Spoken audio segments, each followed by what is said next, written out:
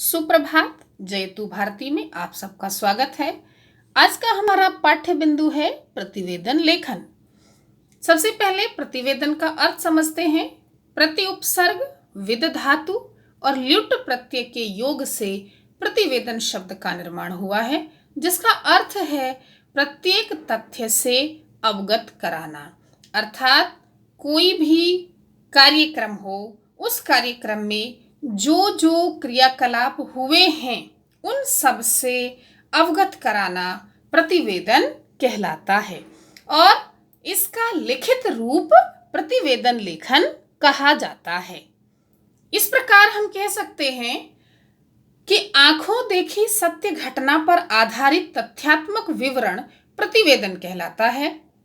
इसमें सभा, संस्था, सम्मेलन, बैठक या किसी विशेष आयोजन का विवरण प्रस्तुत किया जाता है।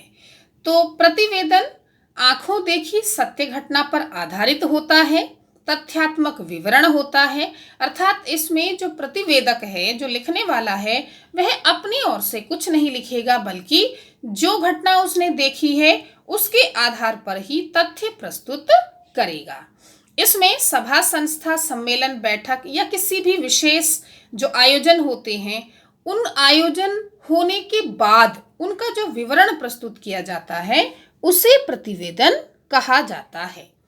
प्रतिवेदन की कुछ विशेषताएं हैं, जैसे प्रतिवेदन स्पष्ट व तथ्यात्मक विवरण होता है।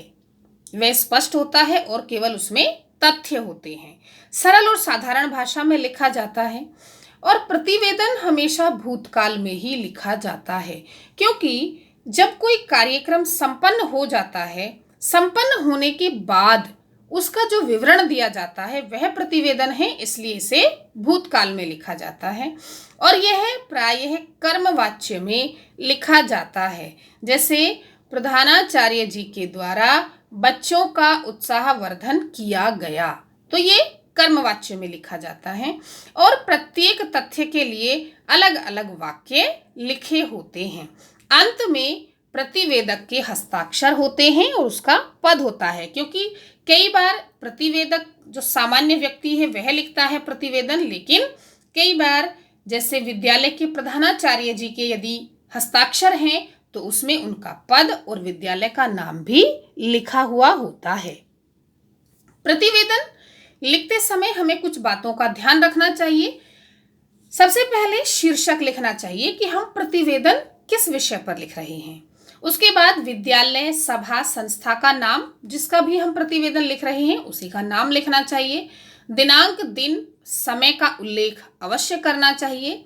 आयोजन स्थल का नाम लिखा होना चाहिए, कहाँ पर यह कार्यक्रम आयोजित किया गया था, और तथ्यों को क्रमशः लिखा हुआ होना चाहिए। पहले कौन सा कार्य हुआ, उसके बाद कौन सी प्रस्तुति हुई, तो इन सब बातों का ध्यान रखना चाहिए। और प्रतिवेदन की भाषा सरल और सुगम होनी चाहिए, ये क्लिष्ट या अलंकारिक भाषा नहीं होनी चाहिए, जिससे आसानी से समझ में आ सके। प्रतिवेदन को प्रारूप से समझते हैं। इसका प्रारूप बहुत ही आसान है और कोई कठिन नहीं है, क्योंकि इसमें केवल शीर्षक लिखना है, फिर दिनांक, विषय वस्तु, प्रतिवेदक का नाम।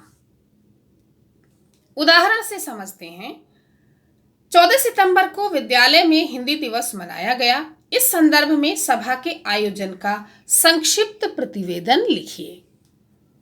अब इस उदाहरण में आप देख सकते हैं कि दिन लिखा हुआ है सोमवार, दिनांक लिखा हुआ है 14 सितंबर 2016, स्थान लिखा हुआ है विद्यालय का सभागार और समय लिखा हुआ है प्रातः 11 बजे। तो इसमें जब हम ये सारी चीजें लिखते हैं तो इन्हें हमें अलग से लिखने की आवश्यकता नहीं होती, बल्कि हम इन्हें गद्यांश में ही मिलाकर लिख सकते हैं। तो इस प्रकार से प्रतिवेदन लिखा जाता है। इसे एक और उदाहरण से आप समझ सकते हैं। स्वास्थ्य के प्रति जागरूकता फैलाने हेतु प्रदर्शनी पर प्रतिवेदन, ये शीर्षक लिखा हुआ है। दिनांक, आप दिनांक इस तरह भी लिख सकते हैं और उसके बाद अपना पूरा गद्यांश इसमें लिखेंगे, फिर नीचे प्रतिवेदक का नाम या उसके हस्ताक्षर होते हैं। तो इस प्रकार से बच्चों, आशा है आपको प्रतिवेदन लेखन समझ में आ गया होगा। तो जब आप अपनी परीक्षाओं में प्रतिवेदन लिखेंगे तो आप बिल्कुल भी भ्रमित नहीं होंगे और उसे अच्छी तरह से लिखेंगे। धन्यवाद।